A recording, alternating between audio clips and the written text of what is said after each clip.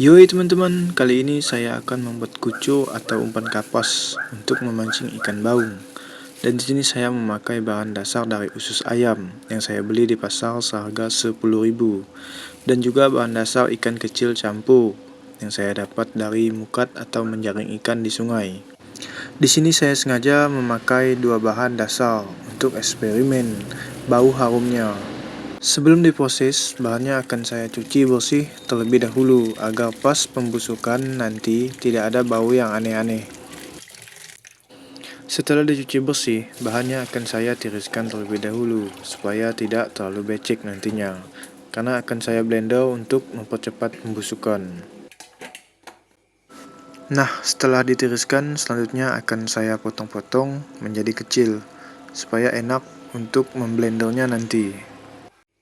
Ikannya pun saya potong juga, dan kepala ikannya dibuang saja karena saya hanya membutuhkan dagingnya saja.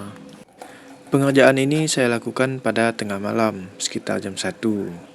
Karena besok pagi akan dilakukan pemadaman listrik sementara, dikarenakan saya menggunakan blender, ya sudah, saya kerjakan sekarang saja. Setelah semua terpotong, sekarang waktunya untuk memblender. Dan saya memblender secara bertahap karena wadahnya sangat kecil. Dan wadah yang besar saya tidak tahu di mana, hehehe. Dan suara blendernya nyaring sekali saat tengah malam, untung gak ada yang bangun.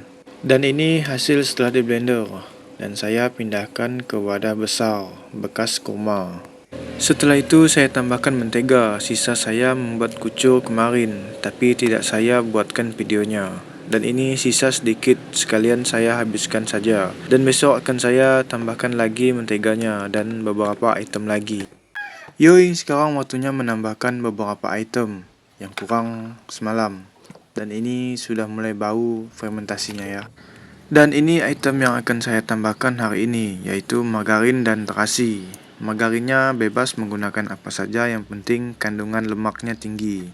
Atau bisa juga menggunakan lemak kambing atau lemak sapi. Fungsinya untuk mengikat semua bahan yang ada ke kapas nantinya.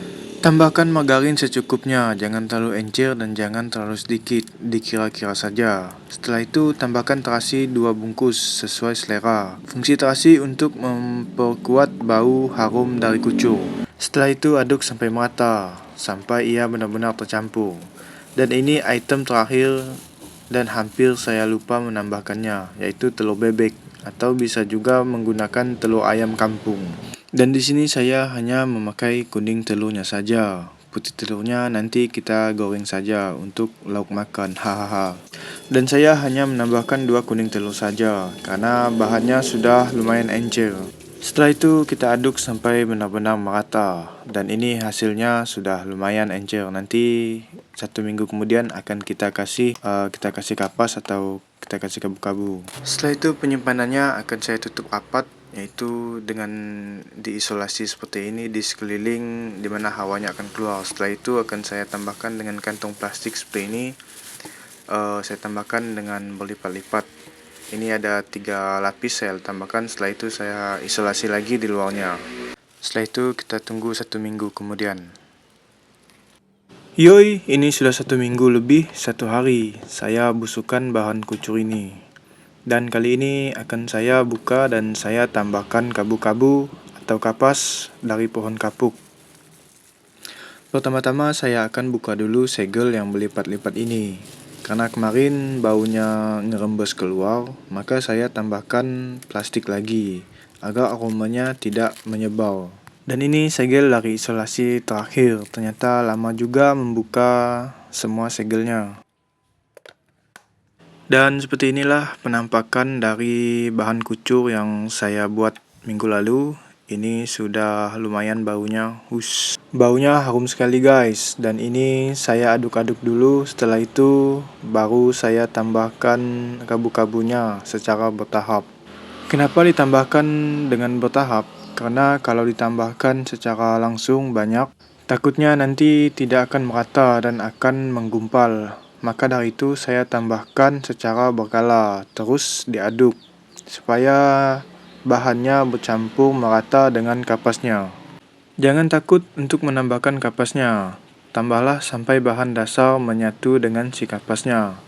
Dan aduk adonannya sampai menjadi kalis seperti adonan kue. Nah, itu sudah siap akan digunakan. Dan umpannya tidak akan mudah lepas dan akan tahan lama.